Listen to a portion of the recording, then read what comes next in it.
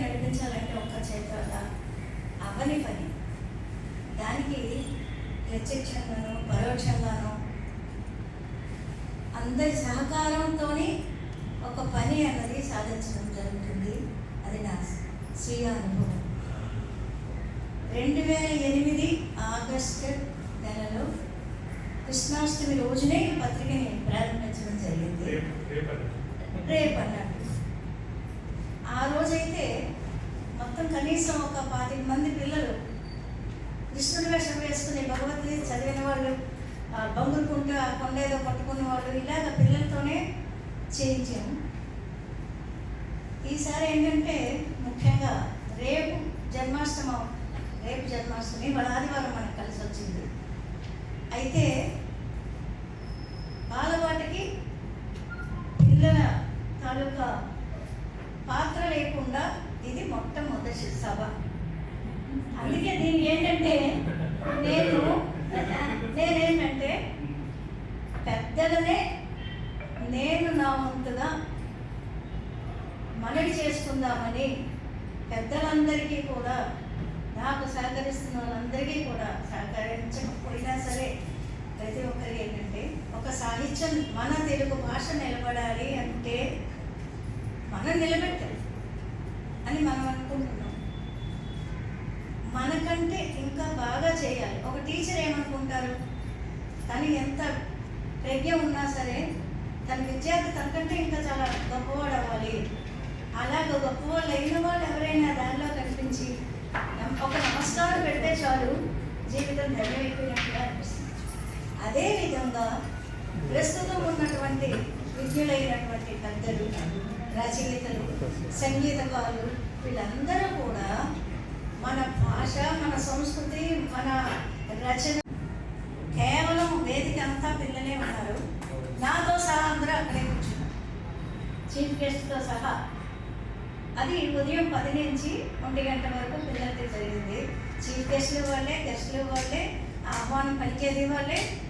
ఆఖరికి ఏంటంటే ప్రతి విషయం చిల్డ్రన్ కార్యక్రమం, పిల్లల తెలుస్తారు. అప్పుడు బాల సాహిత్యం రాసే రచయితల కోసం నేను వెళ్ళని లెక్క పెట్టుకొని వాళ్ళని అడిగి వీళ్ళని అడిగి ప్రతి సభలోని చెప్పుకొని చేయవలసి వచ్చేది. కానీ ఇప్పుడు బాల సాహిత్యంలో దాంట్లో కృషి చేస్తున్న వాళ్ళు చాలా ఎక్కువ మంది అయ్యారు. పిల్లల్ని ప్రోత్సహిస్తున్న వాళ్ళు కూడా ఎక్కువ అయ్యారు. అయితే ఆ ఎక్కువ అయ్యి చాలా కార్యక్రమాలు చేస్తున్నారు. అది నాకు పెద్ద అవార్డు అని నేను భావిస్తున్నాను. అంతకు మించిన అవార్డు ఇంకేది లేదు.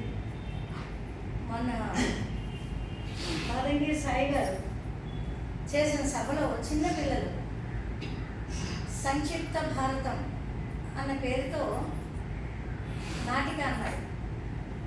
నేను చాలా ఆశ్చర్యపోయాను. భారతం అంటే సీట్లు వెనకాతలు ఎలా ఉండాలో, ఎలా చేస్తారో. ఎందుకంటే అంతకు ముందరే మన అదే సురభి నాటకాలు చూశారు. విశాఖపట్నంలో రైల్వేస్ పాఠశాల, అన్ని పాఠశాలలకి కలిపి సెక్రటరీగా నేను ఉండేదాన్ని. అయినా సరే నాకు లోకజ్ఞానం లేదు.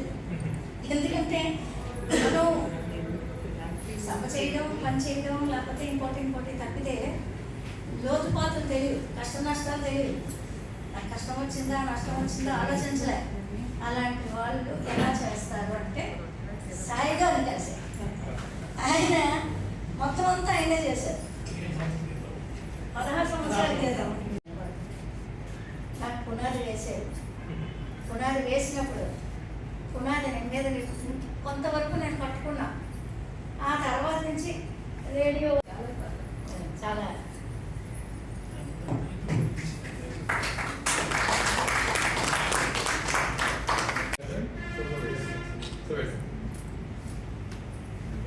అన్ని పుస్తకాలు ఒకసారి పట్టుకున్నాం. వీడియో మన 4 పుస్తకాలే కాబట్టి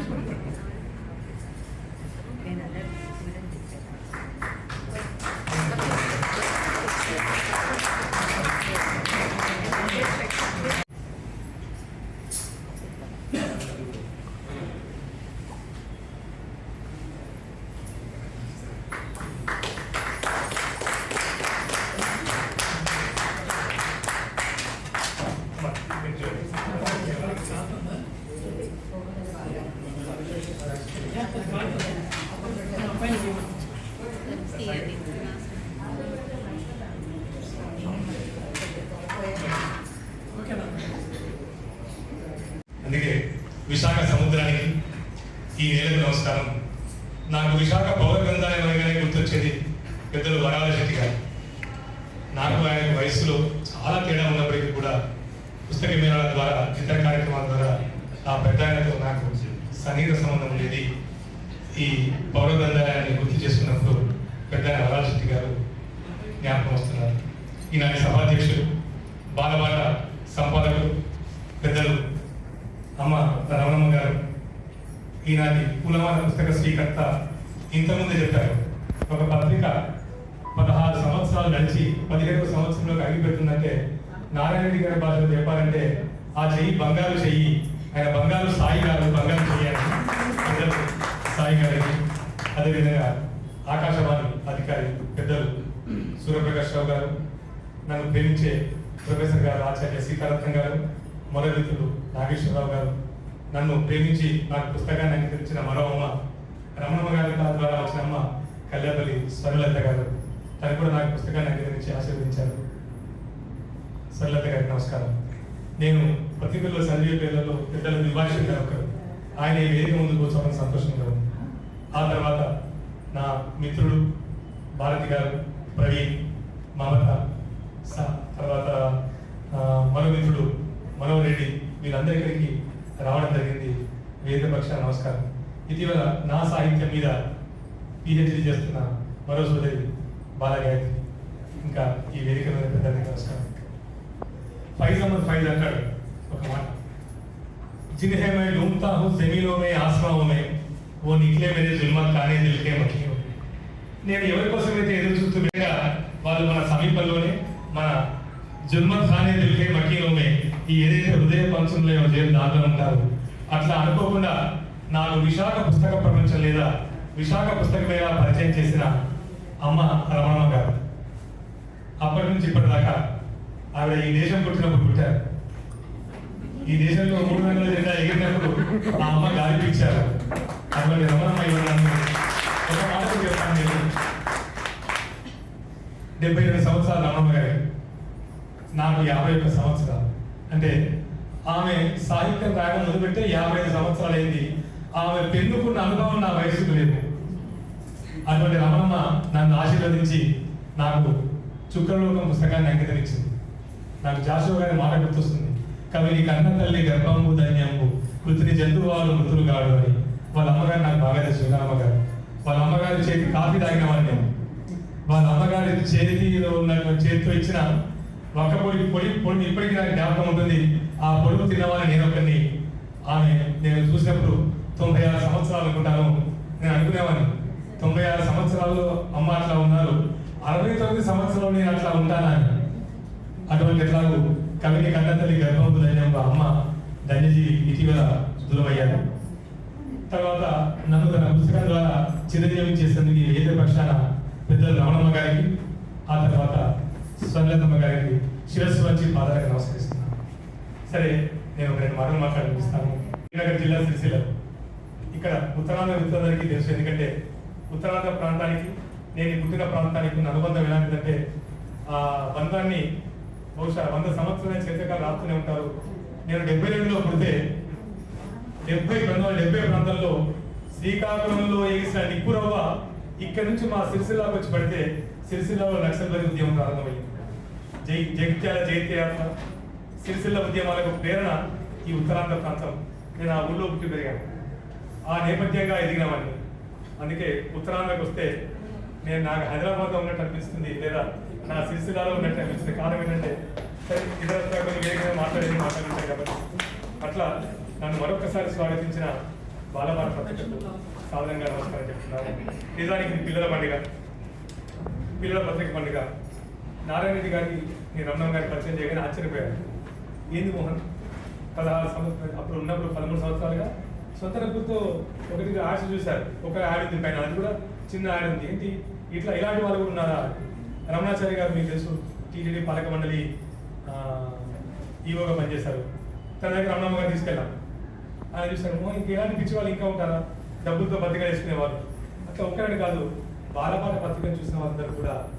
కారణం ఏంటంటే ఒక వ్యక్తి, సరే తనకి ఇప్పుడే చెప్పారు సాయి గారు, అనేక మంది తన ముందు వెనుక ఉన్నప్పటికీ కూడా సంకల్ప బలం ఉన్నట్టయితే దేన్నైనా సాధిస్తా ఉండడానికి రమణమ్మ గారు చక్కటి ఉదాహరణ. ఇవాళ బాలపాటకు 16 ఏళ్ళు, ప్రౌఢ వయస్సులో ఉంది బాలపాట. 17 వచ్చింది రేపటి 17 ఏళ్ళు కాబట్టి అనేక మంది పిల్లలు ఉన్నారు. పెద్దవాళ్ళు ఎట్లా ఉన్నా సరే, నేను నాకంటే పెద్దవాళ్ళు ఉన్నారు, నాకంటే చిన్నవాళ్ళు కూడా ఉన్నారు. నాకు తెలిసి వల్ల 2 పిల్లల పత్రిక 2 తెలుగు రాష్ట్రాల నుంచి వస్తున్నాయి. ఒకటి బాలబాట ఉత్తరాంధ్ర ప్రాంతం నుంచి ఆగకుండా వస్తుంది. కొన్నిసార్లు ఇంటర్నెట్ ద్వారా వచ్చు, అంతర్జాల పత్రిక వచ్చింది, కొన్నిసార్లు కాగితం రూపంలో వచ్చినప్పటికీ కూడా ఇక్కడ నుంచి బాలబాట వస్తే హైదరాబాద్ నుంచి మొలక వస్తుంది. మళ్ళీ బాలచరిమి ప్రారంభమైంది. 93 నేను చదువుకున్న బాలచరిమి మళ్ళీ ప్రారంభమైంది. అదే విశాఖపట్నం నుంచి వచ్చినటువంటి సత్యనారాయణ గారి పత్రిక కావచ్చు, చంద్రబాబు కావచ్చు, బాలమిత్ర కావచ్చు, లేదా నేను ఇవాళ ఒక రచయితగా 4 మాటలు మాట్లాడుతున్నాను అంటే కారణమైన ప్రతి పత్రిక ఆగిపోయింది. బాలచరిమి, తర్వాత ఇక్కడ బాలబాట, అక్కడ మొలక, ఈ పత్రిక వస్తుంది. కాబట్టి సాగతీరంలో ఉన్నారు, సముద్రం అంత పెద్ద మనస్సు వైశాల్యం ఉంది. కాబట్టి నేను కోరేది ఒకటి, ఏ పత్రికైనా కానివ్వండి, ఇది బాలబాటనా మరో బాటనా, సంవత్సరానికి 100-200 రూపాయలు, ఎక్కువ కూడా అవసరం లేదు, 100-200-300 రూపాయలు మన పిల్లలకు లేదా మనకు నచ్చిన పాఠశాల, మనకు నచ్చిన గ్రంథాలయానికి మన పత్రికను చందాదారుగా చేసినట్లయితే ఏ పత్రికైనా బతుకుతుంది. నాకు ఆధ్యాత్మికత ఇష్టం. నేను ఒక ఆధ్యాత్మిక పత్రికకు ఒక చందా కడితే సరిపోతుంది, 300 రూపాయలు. ప్రతి వల్ల దేవాలయాల్లో నిత్య దీపానికి తైలకాంకరంగా మనం చాలా డబ్బులు ఇస్తుంటాం. అట్లా ఆ నేపథ్యంలో ఎవరైనా సంవత్సరానికి 1-2 పత్రికలు చేసినట్టయితే, ఒకప్పుడు తెలుగులో పత్రికలు ఉండేవాట అనకుండా ఉండే అవకాశం ఉంటుంది. నేను బెంగళూరులో ఉద్యోగం చేస్తున్నాను. ఆ బెంగళూరు నా ఆఫీస్ దగ్గర నడుచుకుంటూ పోతుంటే ప్రతిసారి బాధ అనిపిస్తుంది. ఎందుకంటే ఆ షెల్ఫ్లో దాదాపు 20 నుంచి 30 కన్నడ పత్రికలు ఉంటాయి. అదే హైదరాబాద్లో చూస్తే 2 పత్రికలు కనిపిస్తాయి. అన్ని పత్రికలు అయిపోయాయి. విశాఖపట్నం కూడా అంతే. నేను హైదరాబాద్ తప్పు, విశాఖపట్నం తప్పు అనట్లేదు. నేను అలాంటి వాడు తప్పే. కేంద్ర ప్రభుత్వ ఉద్యోగంలో ఉన్నాను. పైగా 2 జేబుల్లో డబ్బులు ఇస్తే 2 జేబుల్లో కూడా సరిపోవు, దారిలో పెట్టుకోవాలి. అంత జీతం తీసుకుంటున్నాను. అయినప్పటికీ కూడా అంటే కొనుగోలు శక్తి ఉంది, కానీ కొనుగోలు మనస్తత్వం. కాబట్టి సదాశివ గారు అంటారు,